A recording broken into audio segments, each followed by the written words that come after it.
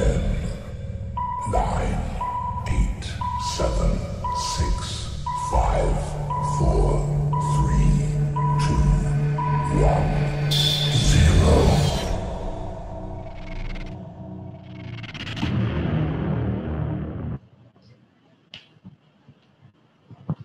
0. Oke, selamat pagi ya Kang Teteh mahasiswa baru semuanya. Hari ini hari terakhir kita ya buat PK2MB. Diharapkan semua tetap stay sampai berakhirnya acara nanti. Nah, di sini kita sudah menghadirkan pembicara kita. Pemaparan materi memahami dan mengembangkan potensi dan karakter diri yang dibawakan oleh Bu Julianti Sidabalok, Eskop Nars MSI. Dipersilakan. Oke, langsung ini. Boleh Bu. Oke, terdengar suara saya, Kang Teteh. Kasih jempolnya dulu coba ke atas. Oke, sip, sip. Senyumnya mana? Coba senyumnya mana? Senyum 5 jari. Oke, good job teman-teman, Kang Teteh. Oke, materi sudah bisa di-share. Oke, nah hari ini kita akan sedikit berbicara atau berbincang-bincang mengenai potensi diri nih, gitu ya. Nah, perkenalkan dulu sebelumnya saya Julianti, saya merupakan dosen psikologi dan keperawatan jiwa di Istikes Immanuel, jurusan D3 dan S1 keperawatan. Nah, next. Oke, sebelumnya, Akang Teteh sudah mengenali diri sendiri sebelumnya? Sudah, ada yang aduh, apa ya gitu ya. Coba ditanyakan siapa sih diri saya sendiri? Coba ditanyakan. Coba next. Oke. Mengenal kekuatan dan kelemahan diri sendiri itu penting, Akang Teteh.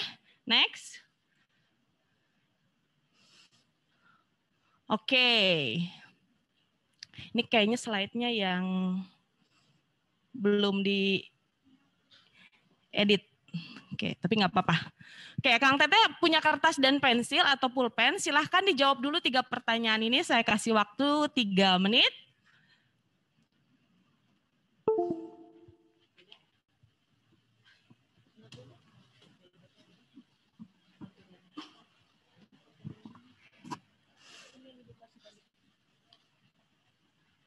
Oke, coba Kang Teteh lihat bagaimana sih cara mengenal diri sendiri. Ini ada 3 pertanyaan panduan untuk memudahkan.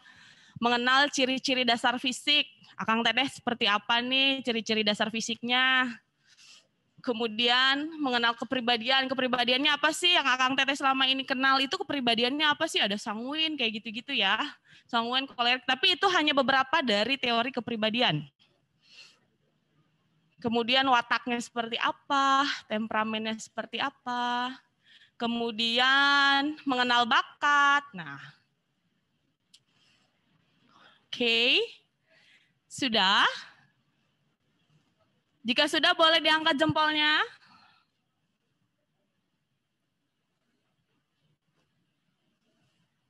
Oke, kita kasih waktu lagi 1 menit ya. Apa sih yang ku kenal tentang diriku ini? Bagaimana sih kita mengenal ciri-ciri dasar fisik kita? Kemudian mengenal kepribadiannya, wataknya, temperamen, dan mengenal bakat diri sendiri.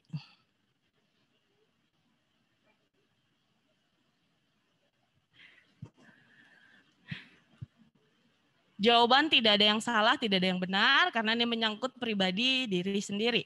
Tidak usah takut dan tidak akan dikumpulkan juga. Oke, mana jempolnya sudah? Kalau sudah, angkat tangannya, jempolnya mana? Oke, good job Akang Teteh. Nah, itu boleh disimpan dulu untuk menjadi panduan materi kita selanjutnya. Next.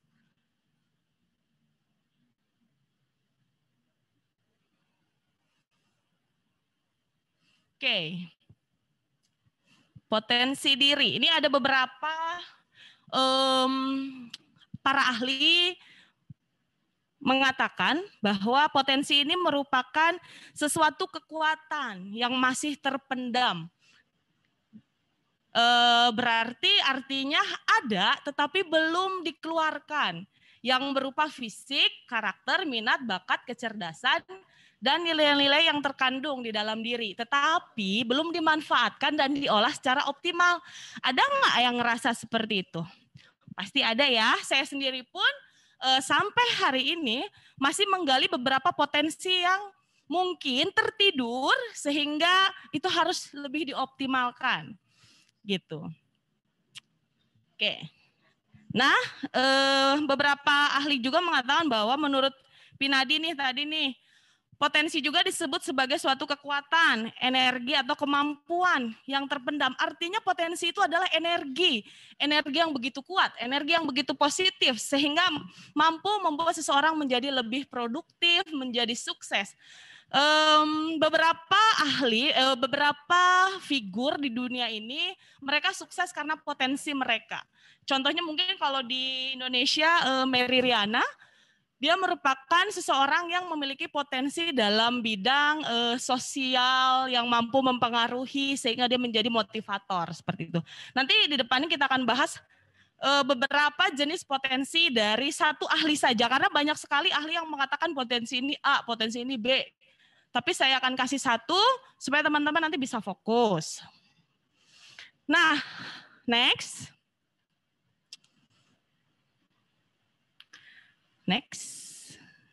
Oke, potensi diri. Nah, potensi diri ini ketika kita memahami potensi yang ada di dalam diri, ini mampu meningkatkan produktivitas kita. Ya, mampu untuk meningkatkan, apalagi sekarang mau kuliah ya, mampu belajar dengan baik walaupun secara daring ya. Tetap termotivasi, tetap semangat, tetap memiliki pikiran yang positif. Ketika potensi diri kita tergali dengan baik, dapat meningkatkan motivasi juga dengan baik. Banyak yang kuliah dikarenakan misalnya motivasi dari orang tua, harus kuliah. Ada juga yang motivasi dari diri sendiri, ingin kuliah. Nah, ketika kita memahami motivasi ini dengan baik, mampu meningkatkan produktivitas kita.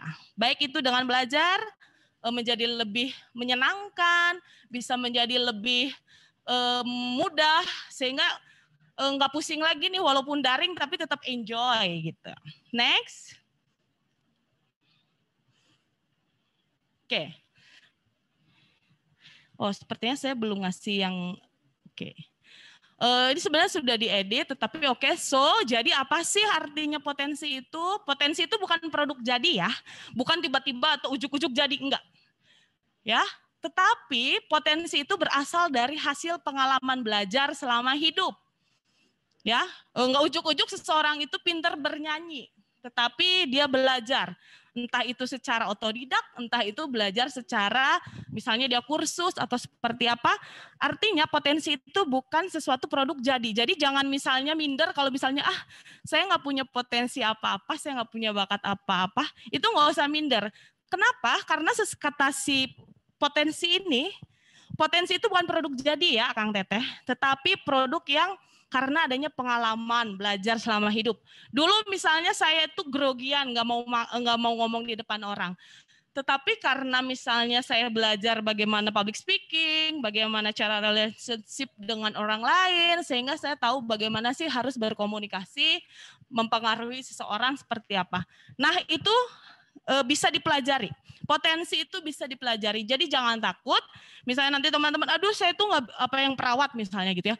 Aduh saya nggak bisa menghitung tetesan infus, atau saya nggak bisa berkomunikasi dengan anak-anak karena nanti ada keperawatan anak misalnya gitu. Itu tenang banget. Karena apa?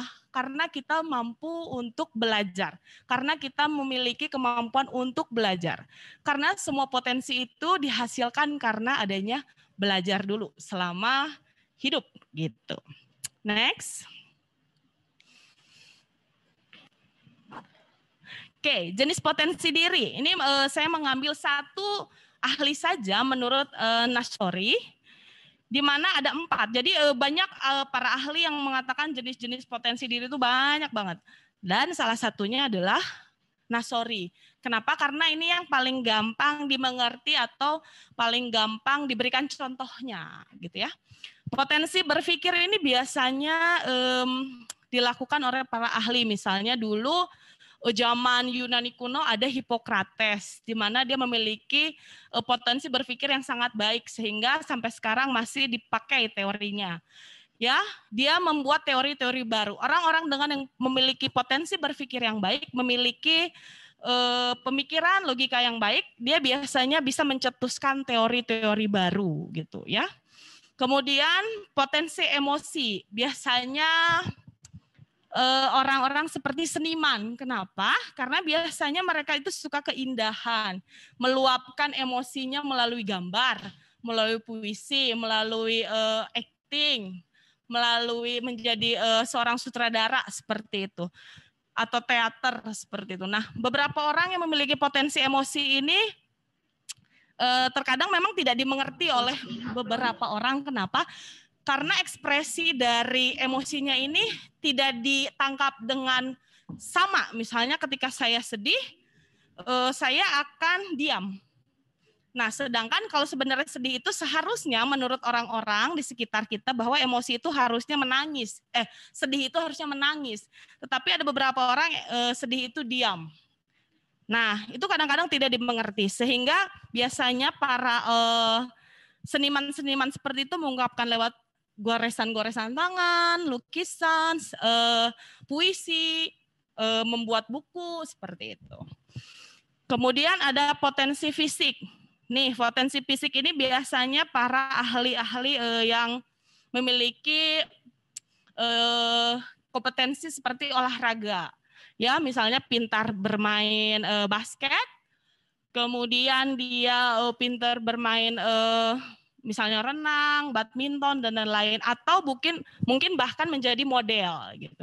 Dia mampu memaksimalkan, mengoptimalkan potensi fisiknya gitu. Kan apalagi sekarang banyak oil shop gitu ya yang memiliki badan yang baik, bukan yang baik ya, badan yang menarik, dia menjadi model, misalnya menjadi model sepatu, model tas, model baju kayak gitu.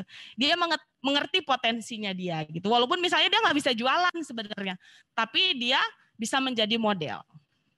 Kemudian ada potensi sosial yang seperti tadi, misalnya menjadi motivator, mempengaruhi seseorang. Nah, untuk misalnya perawat atau gizi, kesmas, atau yang di bidang kesehatan itu harus memiliki potensi sosial. Kenapa? Karena harus dapat mempengaruhi kliennya. Misalnya nih seorang perawat bertemu dengan lansia gitu ya, lansianya tidak mau makan nih. Nah, sebagai seorang perawat, bagaimana sih caranya untuk mampu mempengaruhi lansia agar mau makan, mau minum obat yang benar, mau terapi yang benar seperti itu. Sehingga semua potensi-potensi itu bisa bekerja dengan baik. Next.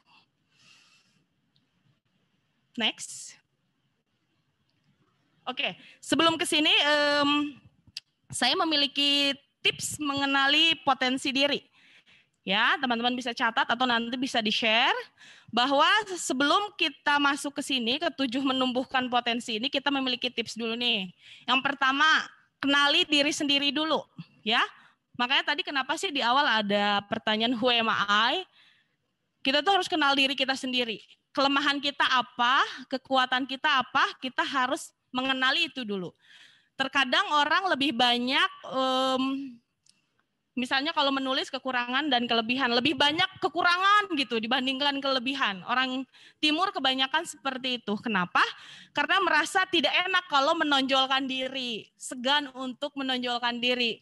Padahal untuk menulis kelebihan kita itu nggak apa-apa gitu, nggak apa-apa. Jadi jangan kebanyakan juga yang negatifnya, yang positifnya juga, yang kelebihannya juga harus lebih banyak dibandingkan yang kelemahannya. Kenali diri sendiri dulu gitu ya. Kemudian tentukan tujuan hidup. Tujuan hidup teman-teman itu harus dibagi menjadi 2 nih. Misalnya tujuan hidup jangka panjang, kemudian tujuan hidup jangka pendek. Misalnya nih tujuan jangka pendek. Setelah lulus dari sini, dari Stikes Immanuel, karena saya di keperawatan, saya kasih contoh keperawatan, saya akan menjadi perawat di rumah sakit A misalnya gitu. Atau melanjutkan sekolah S2 gitu. Itu jangka pendeknya. Kalau jangka panjangnya misalnya ketika saya umur 25 tahun saya ingin menjadi kepala ruangan atau kepala UGD atau kepala atau menjadi dosen misalnya gitu karena mengambil S2 tadinya gitu. Jadi harus punya tujuan hidup yang realistis aja, nggak usah yang neko-neko, nggak usah yang terlalu tinggi. Kenapa? Karena dengan motivasi yang kecil, dengan tujuan hidup yang sederhana itu dapat memunculkan tujuan-tujuan hidup yang lebih besar lagi. Kemudian tips yang ketiga adalah kenali motivasi hidup. Motivasi kita apa sih untuk menjadi seorang perawat, ahli gizi, MPRS, kemudian Kesmas, kemudian kebidanan, bidan, itu motivasinya apa sih? Ada salah satu teman saya motivasinya menjadi bidan adalah untuk menolong ibu-ibu yang akan melahirkan di pedalaman. Dan betul setelah lulus dari sini, mahasiswa tersebut kembali ke daerahnya, hampir di pedalaman Indonesia dan menjadi seorang volunteer yang baik sampai sekarang. Jadi dia punya motivasi hidup yang begitu positif. Kemudian hilangkan negative thinking. Tips mengenali potensi diri yang keempat adalah hilangkan negative thinking. Ya, negative thinking ini bisa berasal dari diri sendiri, bisa berasal dari lingkungan. Ya, jangan sampai negative thinking ini menghambat kreativitas kita. Jangan biarkan negative thinking yang dari luar itu membuat kreativitas kita akhirnya terpendam. Kenapa? Karena seperti yang saya bilang, potensi ini dapat memaksimalkan produktivitas.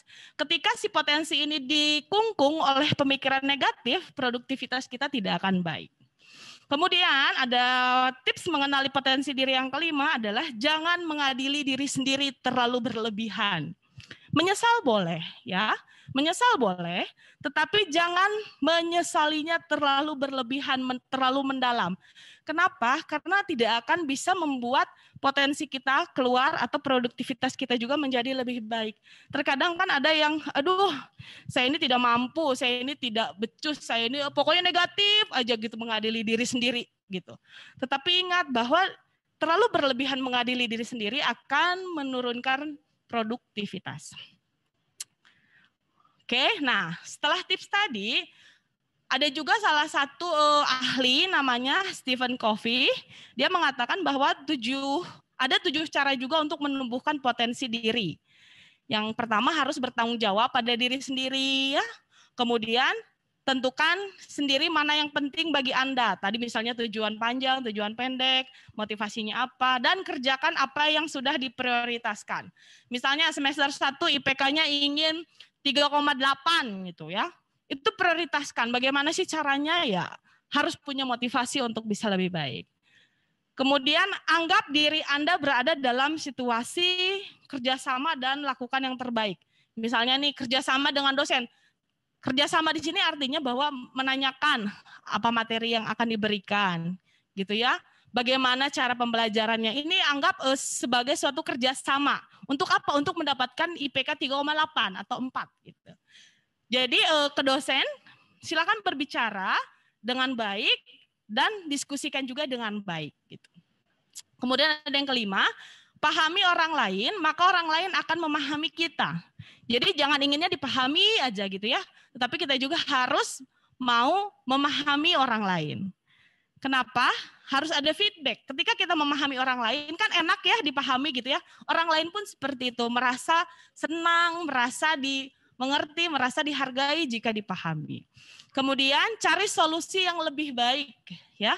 Jika misalnya ternyata pembelajaran daring ini menjadikan seseorang bosan, cari solusi lebih baik. Misalnya nih belajar daring tetapi teman-teman melakukannya dengan men-share video atau membuat vlog seperti apa sehingga menjadi lebih menyenangkan.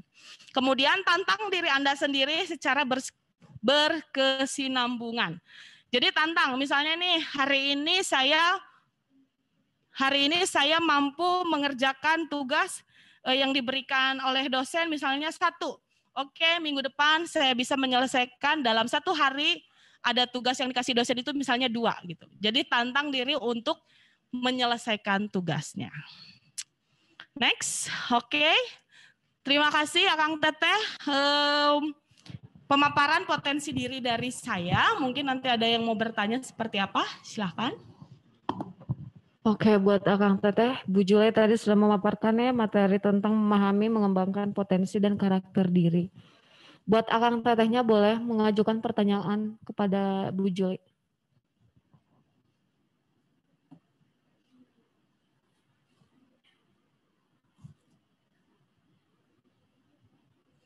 Oke, Akang Teteh, ada yang di sini punya potensi, misalnya potensi bernyanyi gitu. Ada Bu, ada yang bertanya. Ada apa coba? Teh Diva, bagaimana cara menghilangkan rasa insecure saat ingin mengembangkan potensi diri? Oke. Insecure ya. Insecure itu artinya merasa tidak nyaman, merasa tidak aman, merasa tidak percaya terhadap dirinya. Yang pertama, kenali dulu siapa diri kita. Kita punya kelebihan apa? Kita punya kelemahan apa? Misalnya nih, ketika nanti mahasiswa disuruh presentasi di depan, ya, gugup keringetan gitu. Nah, itu harus belajar misalnya di depan kaca gitu ya, berbicara di depan kaca. Nah, menurut teori, ada namanya teori kepribadian behaviorism, dia mengatakan bahwa perilaku seseorang atau kepribadian seseorang itu dapat dirubah karena karena dipengaruhi oleh lingkungan. Artinya kalau misalnya kita merasa takut gitu ya, kita harus mengatasinya. Ada satu contoh, seseorang yang takut laba-laba, ya, dia itu ingin sembuh atau ingin pulih dari rasa takutnya, dia melihat virtual itu dulu. Sekarang kan banyak nih virtual laba-laba seperti itu. Dia lihat itu dulu. Ketika misalnya dia sudah tidak takut, dia melihat gambar. Ketika dia sudah tidak takut lagi melihat gambar, dia melihat laba-laba di dalam kotak.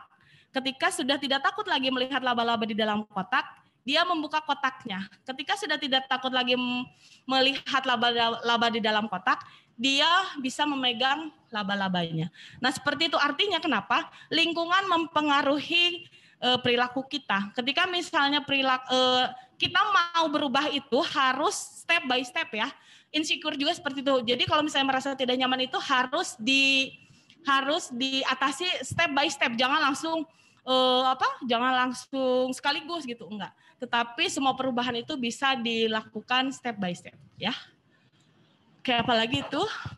Ini Bu, ada yang bertanya lagi, Teh Yolanda. Akang Teteh izin mau bertanya, dari mana datangnya potensi diri? Dari mana coba?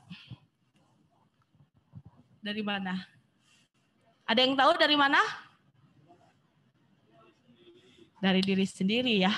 Setiap orang memiliki kepribadiannya sendiri, baik itu dari lahir ataupun dari yang dipengaruhi oleh lingkungannya. Oke, selanjutnya. Maaf Ibu, izin bertanya, bagaimana cara kita agar tidak insecure atau agar tidak membandingkan diri dengan orang lain? Sudah ya. Kemudian, untuk mempertahankan percaya diri saat direndahkan orang lain. Terima kasih. Oke, tunjukkan kemampuan kamu yang sebenarnya seperti apa, optimalkan. Ya, tadi makanya kenapa sih harus ada kayak tabel gitu? Kamu punya kelebihan dan kamu punya kekurangan. Kamu tonjolkan kelebihan kamu. Kamu bandingkan dengan kelemahan kamu lebih banyak yang mana. Nah, ketika kamu mempertahankan kepercayaan diri itu ketika direndahkan orang lain, kamu tunjukkan yang terbaik dari versi kamu. Versi kamu yang terbaik tunjukkan. Ya. Jangan sampai pengaruh dari luar itu mempengaruhi. Boleh misalnya terpengaruh, tetapi ingat kamu punya kelebihan yang baik gitu, yang banyak. Sehingga mungkin 1 detik, 2 detik kamu bakal lemah gitu ya, atau bakal sedih. Tapi ingat kelebihan kamu lebih dari apa yang dia katakan gitu.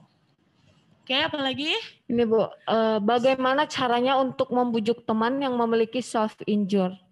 Self-injure itu maksudnya kayak gimana ya?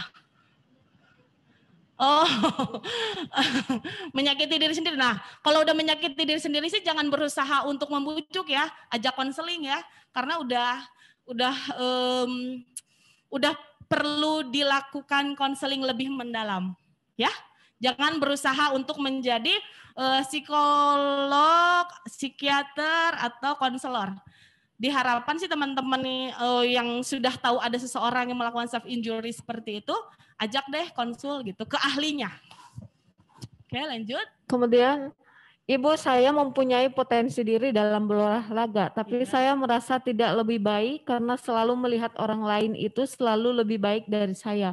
Sehingga saya tidak percaya diri untuk mengembangkan potensinya. Ya gitu, percaya diri banget. Oh. Ih, coba bilang kamu tuh pasti punya potensi yang lebih baik. Kamu tuh pasti punya potensi yang sama atau bahkan lebih baik gitu. Kenapa? Ini yang saya bilang tadi bahwa pemikiran kita sendiri yang mengkungkung kemampuan kita kan akhirnya ya. Jadi kembali lagi, lihat kelemahan kamu apa, kelebihan kamu apa, tonjolkan semua kelebihan kamu. Sehingga kamu pasti akan lebih percaya diri lagi. 5 minutes again. Lanjut, Bu. Bagaimana jika kita memiliki potensi diri sudah dikembangkan? Contohnya merias wajah, namun merasa kurang memiliki potensi sosial, bagaimana cara mengatasinya? Oke, potensi sosial maksudnya sudah mampu tetapi tidak bisa mempengaruhi ya gitu ya. Bagaimana jika memiliki potensi diri sudah dikembangkan? Oke, contohnya merias wajah namun kurang. Oke, lebih berlatih lagi saya, ya, lebih berlatih lagi. Seperti yang tadi dipaparkan bahwa potensi diri itu bukan barang jadi ya, bukan barang jadi, tetapi sesuatu pembelajaran. Sehingga kalau misalnya belum bisa menonjolkan potensi sosialnya, belajar lagi. Misalnya kalau misalnya tata rias berarti harus ke mua-mua untuk berlatih gitu kan ya, untuk kursus. Ya, kayak gitu. Selanjutnya, Ibu izin bertanya, bagaimana cara Ibu mengatasi negative thinking? Bagaimana ya? Coba bagaimana? MC bagaimana cara mengatasi negative thinking? Kalau saya lebih ke percaya diri, Bu. Caranya? Caranya saya mengetahui potensi diri saya itu sejauh mana. Oke, berarti artinya kamu tahu kan kelebihan kamu itu apa ya? Ya, Oke, benar. seperti itu. Harus tahu dulu kelebihannya. Oke, lanjut. Ada lagi? Kemudian bagaimana cara mengetahui jika seseorang mempunyai kepribadian ganda? Oh, oke. Ini ya sudah keluar dari konteks potensi diri, namun saya mengatakan bahwa kepribadian itu ini artinya sudah masuk ke klinis ya. Kepribadian ganda itu ada kepribadian ganda itu bukan hanya 2 ya, tetapi bisa beratus-ratus. Bahkan ada satu buku buku Sibyl namanya, di situ punya 100 kepribadian gitu. Jadi kalau mau tahu itu harus konseling ya. Nggak bisa hanya mengatakan bahwa tiba-tiba nangis, tiba-tiba sedih, tiba-tiba marah, itu hanya mood swing aja. Ya. Oke, udah diwanti-wanti sama panitia? Oke, paling satu pertanyaan lagi ya, Kang Teteh. Boleh. Ibu, bagaimana cara kita agar tidak peduli dengan omongan di sekitar lingkungan kita? Karena saya selalu kepikiran dengan omongan orang lain. Oke. Ya, apalagi masih remaja sih ya. Pasti banyak sekali omongan-omongan yang langsung diserap gitu ya. Yang pertama, tadi harus kenali diri sendiri dulu. Kemudian motivasinya seperti apa. Nah, kalau misalnya bagaimana cara mencegahnya, didengar aja gitu. Kalau saya sih didengar aja, tetapi di prosesnya menjadi suatu motivasi yang menjadi lebih baik gitu. Jangan sampai malah lebih menjatuhkan ke diri kita. Oke, itu mungkin. Mungkin satu lagi kayaknya Bu, masih ada waktu 1 menit lagi. Rame, ya? Ibu izin bertanya, jika kita sudah melakukan sesuatu hal dan ternyata hal itu gagal, lalu di faktor lingkungan keluarga sangat tidak mendukung dan malah kita membuat kita sangat menjadi orang yang sangat gagal. Apa yang harus kita lakukan lagi, walaupun sudah mencobanya lagi? Oke, jangan mengadili diri sendiri dulu ya, Teteh Nabila ya. Tapi jangan dulu jangan langsung mengadili diri sendiri dulu bahwa itu gagal, enggak. Banyak sesuatu misalnya nih, karena kita mungkin kurang menunjukkan kepada keluarga bahwa kita mampu melakukannya. Ya, sehingga tidak didukung. Dulu misalnya contoh vlogger itu siapa? Aukarin ya. Dia itu sangat ditentang oleh kedua orang tuanya untuk menjadi beauty enthusiast, sekarangnya menjadi influencer, karena memang belum ditunjukkan dengan perilakunya. Namun sejalannya waktu akhirnya sekarang malah didukung 100% nih sama orang tuanya. Kemungkinan ya, kecenderungannya mungkin kita belum bisa menunjukkan yang lebih baik dari versi kita. Sehingga orang belum percaya nih. Nah, cara mencobanya itu berikan lagi yang terbaik, yang lebih baik lagi. Jika misalnya belum juga, beri penghargaan ke diri sendiri bahwa kamu sudah mencobanya dan kamu sudah melakukan yang terbaik. It's okay kalau nggak diterima oleh orang, tetapi yang pasti kamu harus bisa menerima apa yang kamu lakukan dan memberi penghargaan ke yang kamu lakukan terhadap diri kamu. Gitu. Oke, cukup ya Kang Teteh. Oke. Mungkin pertanyaannya bisa di-share ke Kakak Bingkelnya. Nanti dari panitia akan mengonfirmasi selanjutnya. Oke, terima kasih Bu Juli buat pemaparan materinya. Terima kasih.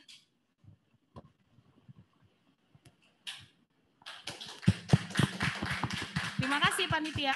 Terima kasih Bu.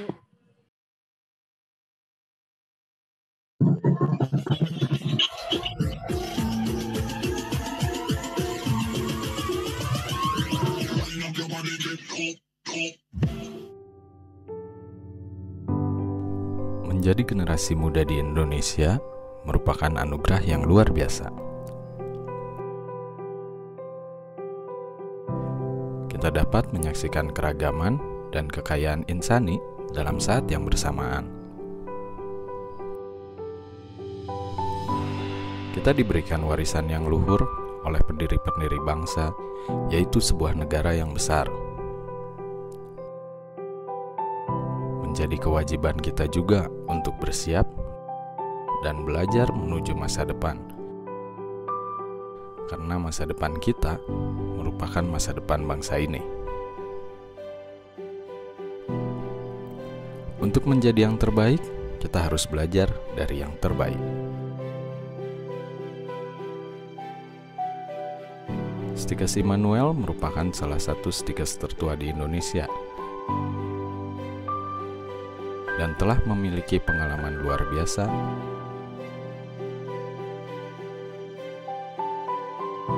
dalam melahirkan banyak tenaga dan ahli kesehatan di Indonesia.